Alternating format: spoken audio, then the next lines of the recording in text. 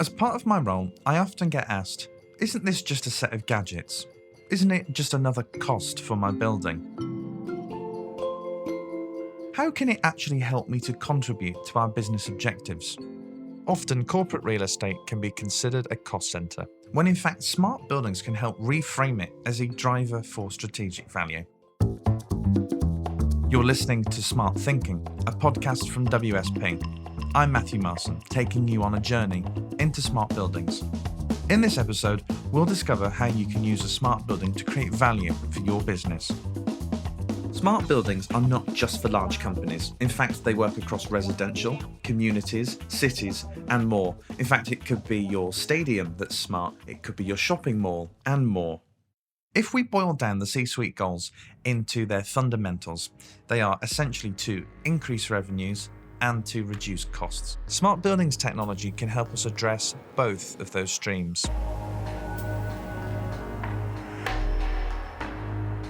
Firstly, let's look at increasing revenues.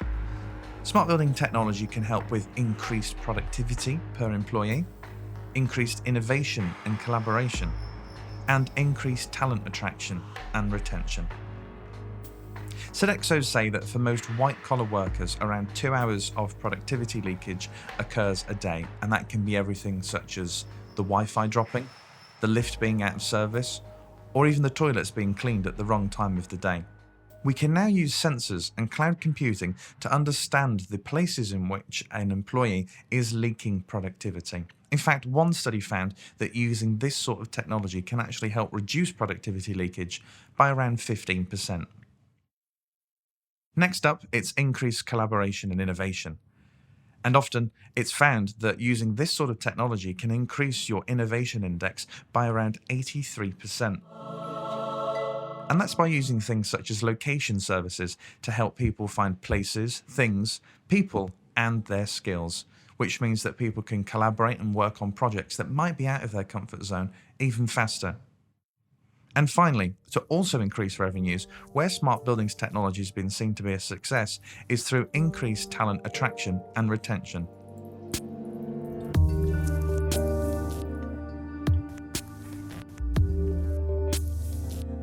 If we take The Edge in Amsterdam by developer OVG, then Deloitte has found they've had real success for their business in attracting talent. In fact, in the first 18 months that they were in this smart building, they were able to grow around 167% because everybody was really up for working in a smart building. It's also been fantastic for their brand, reframing them as an audit firm into someone that you would trust with complex digital technology delivery projects. On the other side, there's reducing costs. Again, smart buildings technology can help with this. Firstly, let's think about reducing employee absenteeism, or reduced occupancy and service costs, and finally reduce utility and maintenance costs.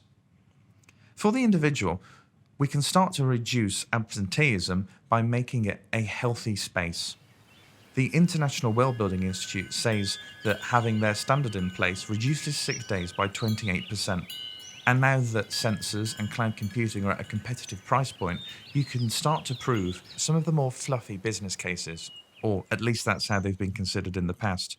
For instance, if you can compare the levels of carbon dioxide in a space, which is the gas that we breathe out, when it gets too high in a space, it reduces your concentration. And in some cases, people suffer from what's called sick building syndrome. But if we can prove that actually making the spaces more healthy in real time links to reduced number of sick days in your HR system, then we've proven that smart buildings make healthier buildings. Next up, it's reduced occupancy and service costs. By understanding how people are using spaces, it means that you can be much more frugal with additional space that you might need to let. For instance, let's say the engineering team say they need 6 more desks and the marketing team want to hold on to the 5 they already have. We can now make facts-based decisions by understanding how often those desks are actually used. Or even produce heat maps from a set of occupancy sensors to understand the circulation routes that people take, how they're moving around the space if you've got the adjacency of your team right.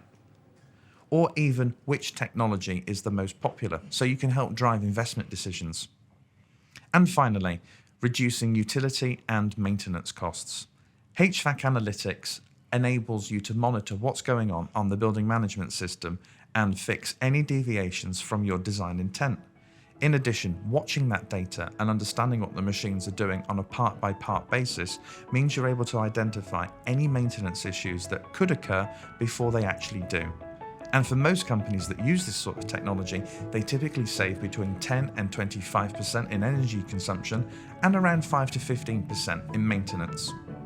And why this matters so much is because most businesses incur operational expenses per employee per day. For most, it's around $3 on energy, $30 on real estate, and $300 on the person themselves. And the reason we've been focusing so much on energy in the past was because it was very simple to prove. Your bill is either lower or it isn't. But given the technology that we have and the associated analytics, we can now start to tackle the 30 and the 300 bucket. From this, you should be able to see the value that a smart building can deliver, be that increasing revenues or reducing costs across your energy, your real estate, and your people.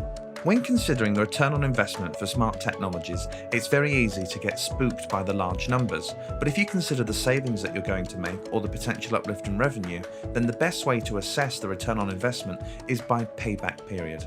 For instance, if you're looking at heating, ventilation, and air conditioning analytics, if you have a payback of around 2 years, then that's good for a system that might operate over 5.